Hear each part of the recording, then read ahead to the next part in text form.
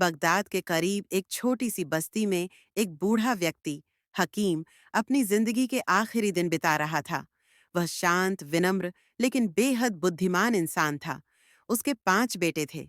सबसे बड़ा बेटा यूसुफ एक मेहनती किसान था जो दिन भर खेतों में काम करता, जमीन को संवारता, फसलों की देखभाल करता। लेकिन समय के साथ साथ वह अपने पिता की सेवा से ऊबने लगा। उसके मन में यह ख्याल आने लगा कि यह जिम्मेदारी कब खत्म होगी। शाम को जब वह थका हारा घर लौटता तो हकीम चुपचाप उसकी थकान महसूस करता, लेकिन कुछ कहे बिना अपनी निगाहें झुका लेता। कुछ समय बाद हकीम ने महसूस किया कि यूसुफ का व्यवहार बदलने लगा है। उसे यह एहसास होने लगा कि शायद अब वह अपने बेटे के लिए बोझ बन गया है। एक दिन उसने यूसुफ को पास बुलाया और कहा, बेटा, मुझे मालूम है कि तुम पर बोझ बढ़ गया है। परेशान मत हो, मैं 2-3 दिन में दूसरे बेटे के पास चला जाऊंगा। यूसुफ खामोश रहा।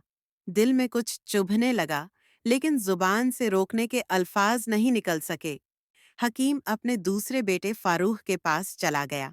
फारूक एक सफल व्यापारी था, लेकिन व्यापार की व्यस्तता के कारण वह अपने पिता की ओर से बेपरवाह हो गया था। पत्नी तो हकीम को देखना भी पसंद नहीं करती थी। एक दिन फारूक ने अपने पिता से कहा, बाबा, आप मेरे व्यापार में थोड़ा हाथ बटाइए ताकि आपकी मौजूदगी से कुछ फायदा हो। बूढ़ा हकीम चुप रहा। वह जानता था कि बेटा अब उसे सिर्फ बोझ समझता है। रातों में जब हकीम की खांसी और दर्द भरी आहें सुनाई देती, तो फरूख की पत्नी चिढ़कर कहती, यह बूढ़ा हमें परेशान कर रहा है। इनके और भी बेटे हैं, वहीं क्यों नहीं चले जाते?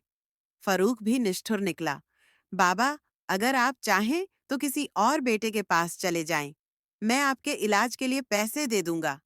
यह शब्द हकीम के दिल पर तीर की तरह लगे। वह वहां से चला गया और तीसरे बेटे उस्मान के पास पहुंचा। उस्मान एक मेहनती किसान था, अपने पिता की इज्जत करता था, लेकिन समय की कमी के कारण वह उनके दर्द और अकेलेपन को समझ नहीं पाया। हकीम दिन ब दिन कमजोर होता गया और वहां से भी रुखसत हो गया। इसके बाद वह अपने चौथे बेटे अहमद के पास गया। अहमद ने हकीम का स्वागत किया, लेकिन उसकी नीयत में लालच था। जब उसे पता चला कि पिता के पास कोई दौलत नहीं है, तो उसने भी अनदेखी शुरू कर दी। अहमद की पत्नी हकीम को तंग करती और उसे कामों में रुकावट मानती।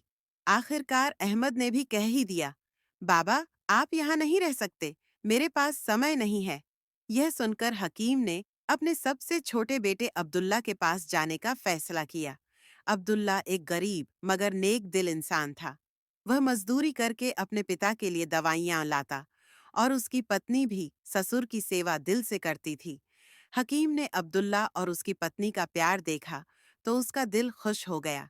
समय बीतता गया और एक दिन हकीम ने महसूस किया कि उसके अंतिम दिन नजदीक हैं। उसने अब्दुल्ला को पास बुलाकर कहा, बेटा, तुमने मेरी सेवा की और मेरा दिल जीत लिया। मेरी एक अमानत है। बगदाद की फलां गली में जाकर जाबिर नाम के व्यक्ति से कहना कि हकीम का इंतकाल हो गया है। वह तुम्हें अमानत सौंप देगा।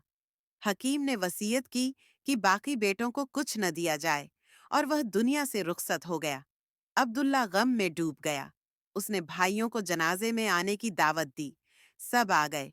अब्दुल्ला ने भाइयों से कहा, बाबा जान ने जो अमानत मुझे दी है, मैं चाहता हूं कि हम सब उसमें बराबर के हिस्सेदार बने। भाई फौरन राजी हो गए। जब अब्दुल्ला बगदाद से अमानत लेकर लौटा और संदूक खोला, तो उसमें बगदाद की कई कीमती दुकानों के कागजात, जेवर और अशर्फियां थीं। अब्दुल्ला ने सबको बराबर हिस्सा दिया और खुद अपने हिस्से से एक सादा जिंदगी जीने लगा।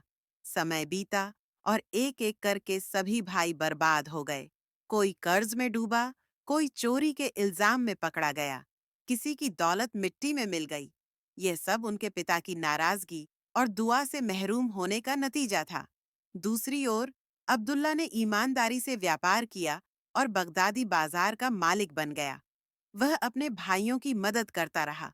आखिरकार उसने एक सुखी जीवन बिताया, लेकिन उसके दिल में एक खालीपन हमेशा बना रहा।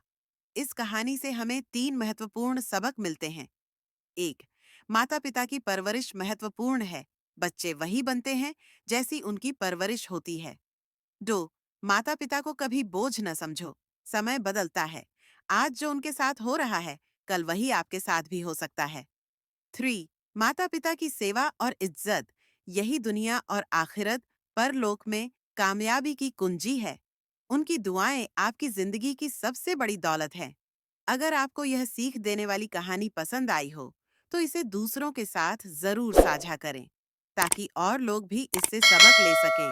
अपनी कीमती राय कमेंट्स में जरूर लिखें।